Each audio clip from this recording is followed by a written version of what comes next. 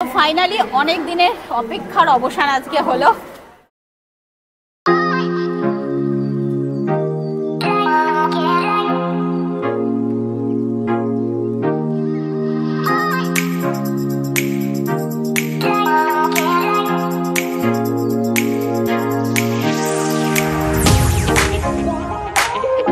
Hello friends, welcome back to my channel. সকলে তোমরা কেমন আছো? আশা করছি সকলেই খুব ভালো আছে, আমিও খুব ভালো আছি। পিয়ালিস ব্লগে তোমাদের সকলকে স্বাগত।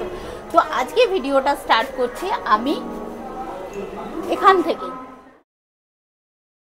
শেষমেশ আমার অপেক্ষার অবসানটা হলো। তো আজকে হলো 6 জুন। আজকে আমরা বেরোচ্ছি, মানে আজকে আমাদের ট্রেন আছে হাওড়া থেকে নেতাজি এক্সপ্রেস। তো সেই জন্যই আমরা সন্ধেই চলে এসেছি। এখন 8টা সাড়ে 8টা মতন বাজে। আমরা 1.5 ঘন্টা 2 ঘন্টা আগেই পৌঁছে গেছিলাম হাওড়াতে, কারণ রাস্তায় জ্যাম তো থাকেই, তার জন্যই আগে ভাগে একটু বেরিয়ে পড়েছিলাম। তো যাই হোক, প্ল্যাটফর্মে একটু অপেক্ষাও করছিলাম অনেকক্ষণই। আর আজকে দেখো আমরা সব হোয়াইট পরেছি, মানে যাত্রা যাতে শুভ শুভ হোক এই রকম। তো যাই হোক, আমরা তাড়াতাড়ি করে চলে এসে এখানে টুকিটাকি অনেক জিনিসপত্র ছিল যেগুলো আমাদের দরকারও ছিল, যেমন চিপস, কুরকুরে, এই সমস্ত বাচ্চাদের তো নিয়ে যাচ্ছি, বুঝতেই পারছো, ওদের জন্য তো এগুলো রাখতেই হবে।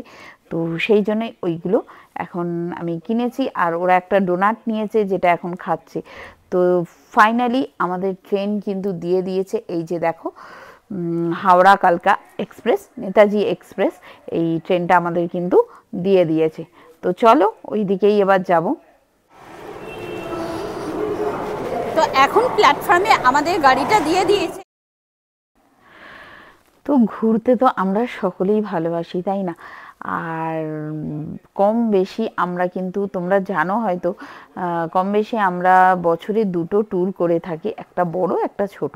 তো 2টো ট্যুর রাখি। এবার সামার ভ্যাকেশানটা একটু লং রাখি, মানে ট্যুরটা একটু বড় রাখি, যেহেতু অনেকটা টাইম ছুটি তাতানের স্কুলে। তো সেই জন্যে।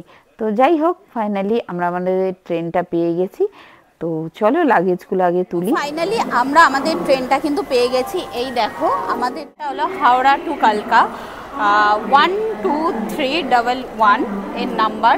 একটাই ট্রেন, মানে অনেক দিন থেকে এই একটাই ট্রেন আছে যেটা হাওড়া থেকে কালকা অবধি যাচ্ছে। আর আমার তো মনে হয় সব থেকে সেফ জার্নি আর ভালো জার্নি হলো কিন্তু ট্রেন জার্নি, তাই না? তোমাদের কি মনে হয় বলো তো, আমাকে জানিও। তো ফাইনালি ঢুকে গেছি আমি ট্রেনের ভেতরে। তো এবার দেখি সিট নাম্বারগুলো কি কি পড়েছে। সিট নাম্বারটা হলো 43, 42, মানে একটা হলো আপার, মিডিল, আর একটাও হলো মিডিল।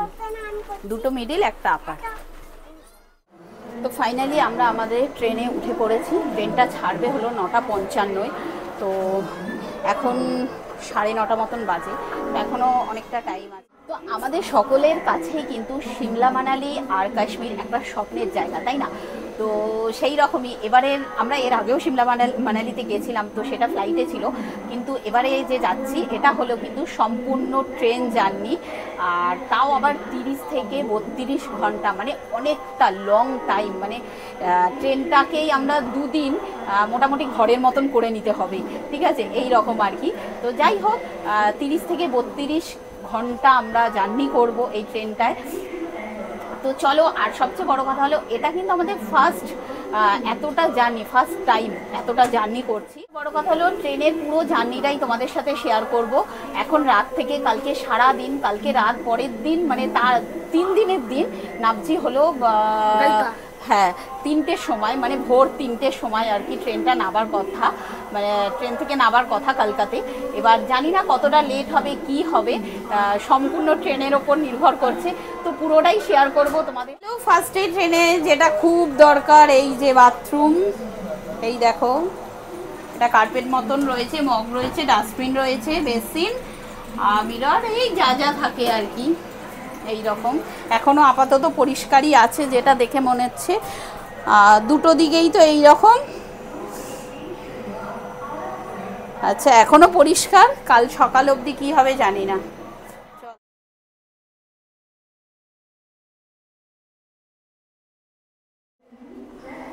আমাদের ট্রেন কিন্তু ছেড়ে দিয়েছে ঠিক 9:55, দেখো ট্রেন কিন্তু ছেড়ে দিয়েছে।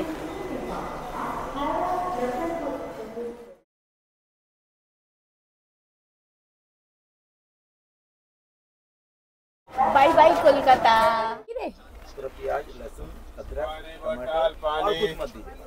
पानी जल নেবে ठंडा है ना कैसे ना फोन पे আমা আইসক্রিম কোথায় পাবো? আইসক্রিম দিচ্ছে না, জল এসছে, জল জল। আর রাত্রিবেলায় তো বিশেষ কোনো কাজ নেই, এবার ডিনারটাই করে ফেলছি। পরোটা করে দিয়েছে, এটা নিশা করে দিয়েছে সব পরোটাগুলো এরকম সুন্দর করে করে, ও কিন্তু নিশা সব পরোটাগুলো করে দিয়েছে। আর এখানে দেখাচ্ছি, এই দেখো স্টাফিং পটাটোটা, মানে এর ভেতরে এই আলুটার ভেতরে পুর দেওয়া আছে, নারকেল কাজু টাজু দিয়ে পুর দিয়ে করেছে, খুব সুন্দর করে ও কিন্তু এটা। আমার ছেলে আর থাকতে পারছে না, ডিনারটা সত্যিকারের জমে যাচ্ছে।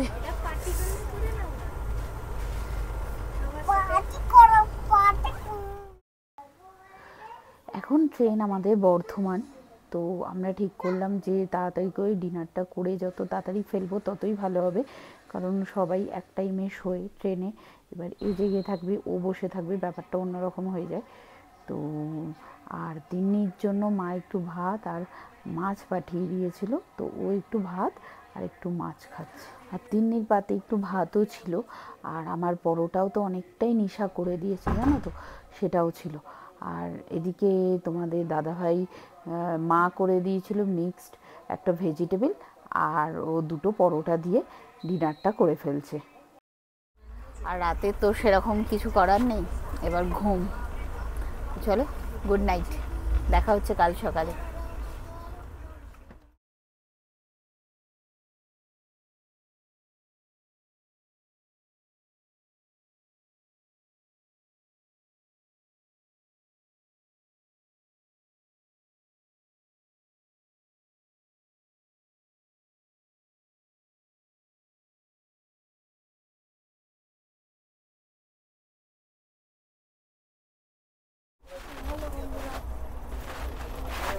গুড মর্নিং, উঠে পড়েছি সকাল সকাল।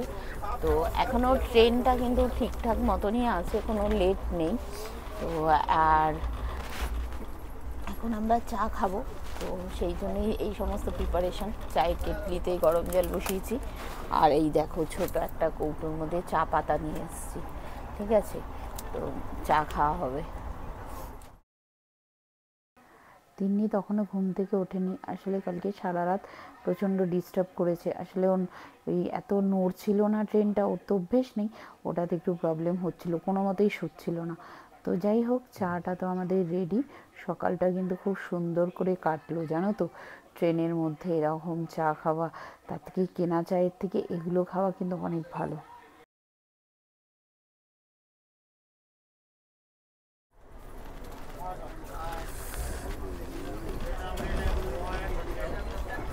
ठंडा पानी, मिल्क जूस, जीरा जूस করে খেয়ে এখন আমরা দাঁড়িয়ে আছি, মানে আমাদের ট্রেন দাঁড়িয়ে আছে মোগলসরাইতে। তো এখানে কিছুক্ষণ একটু হোল্ড করলো, তো এখন অবধি আমাদের ট্রেন কিন্তু মোটামুটি লেট নেই, ঠিকঠাকই চলছে। ট্রেনের সিগন্যালটা না হঠাৎ করে দিয়ে দিয়েছিলো, আর আমি উঠে পড়েছিলাম টু টায়ারে। তো চলো ভালোই হলো, টু টায়ারটা তোমাদের সাথে একবার দেখিয়ে দিই। এ দেখো টু টায়ারের সিটগুলো দেখো অনেকটা কিন্তু ডিস্টেন্স, একজন লোক ভালোভাবে বুঝতে পারবে, সাথে কার্টেন দেওয়া আছে। একটা জায়গা দেখো দুটো করে সিট, ওপরে একটা নিচে একটা, ভালোভাবেই বসা যাবে, কারোর মাথা কিন্তু লাগবে না। আর চারিদিকে কিন্তু কার্টেন দিয়ে সেপারেট করাও রয়েছে। সময়টা একটু বেশি লাগলেও ট্রেনের জার্নিটা কিন্তু বেশ ভালোই লাগে, কারণ এর সাথে একটু কথা বলা হয়, ওর সাথে একটু কথা বলা হয়, বিভিন্ন রকম আলাপ পরিচিতও হয় অনেক মানুষের সাথে, তো বেশ ভালোই লাগে। তারপরে এলো একটা ঝালমুড়িওয়ালা, তো ঝালমুড়ি দেখে কি আর লোভ সামলানো যায় বলো তো। তো আমরা তো নিয়ে নিলাম দুটো করে, বেশ ভালো মেখেছিল ঝালমুড়িটা। আবার এখানে দেখলাম একটা গ্রিন কালারের ঝুড়ি ভাজা দিয়েছিল, জানি না কি ওটা, কিন্তু ঝুড়ি ভাজাই, কিন্তু ওটা না গ্রিন কালারের ছিল, আর টেস্টটা কেমন একটা টক টক মতন ছিল।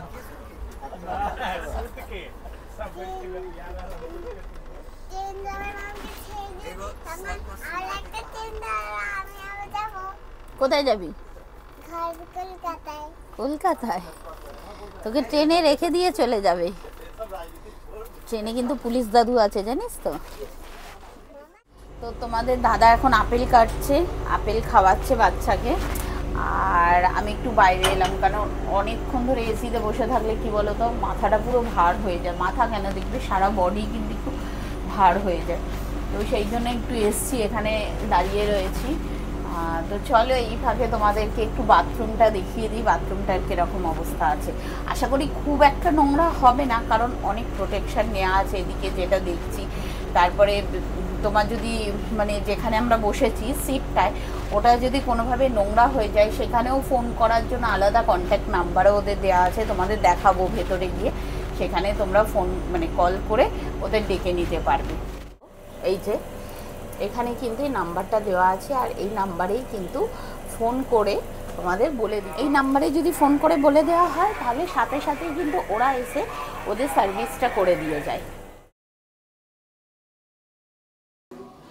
আর এদিকে দেখো, ট্রেনে কাজ না থাকলে যা হয়, এদিকে তিন্নি লিপস্টিক পেয়ে গেছে, এখানেও মেকআপ করবে। তা বাবাকে কোনো মতেই দেবে না, তা বাবা বলছিল যে আমি পরিয়ে দিই না, সে নিজেই মোটামুটি ডলে নিল। এই দেখো মুখের মধ্যে, মানে কি করবে ট্রেনের মধ্যে, আর এইসবই চলছে।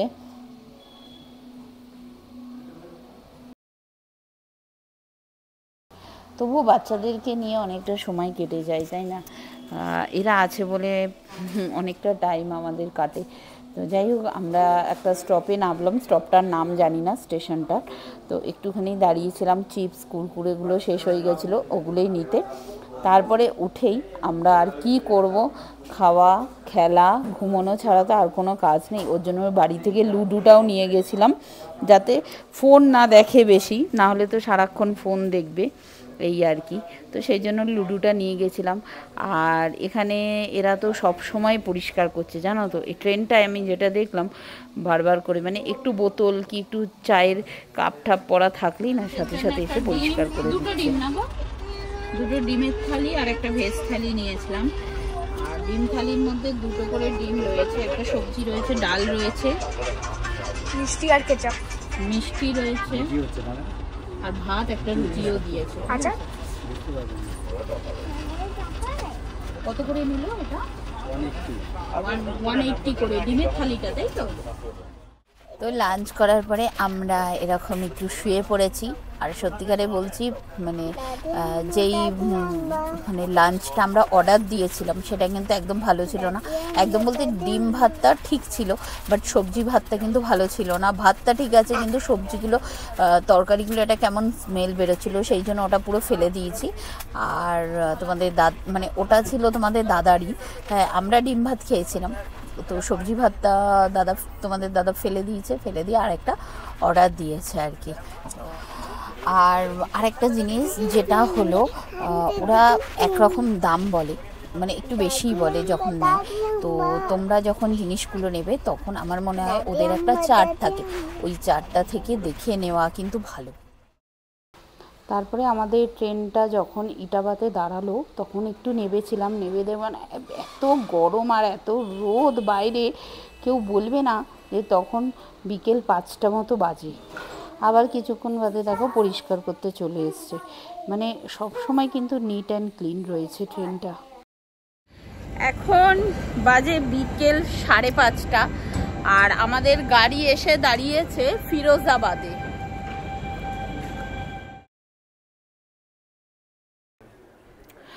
আমি আমার চ্যানেলের স্ক্রিনে প্রত্যেকটার ভাড়া মেনশন করে দেবো।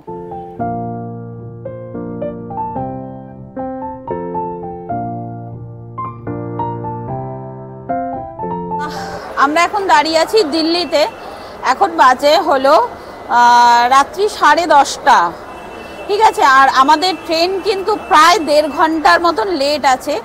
তো এখানে কিন্তু বিভিন্ন টাইপের খাবার দাবার তোমরা পেয়ে যাবে, যদি মনে করো যে খাবার দাবার মানে ডিনারের জন্য তোমরা এখান থেকে সমস্ত কিছু তুলে নিতে পারবে।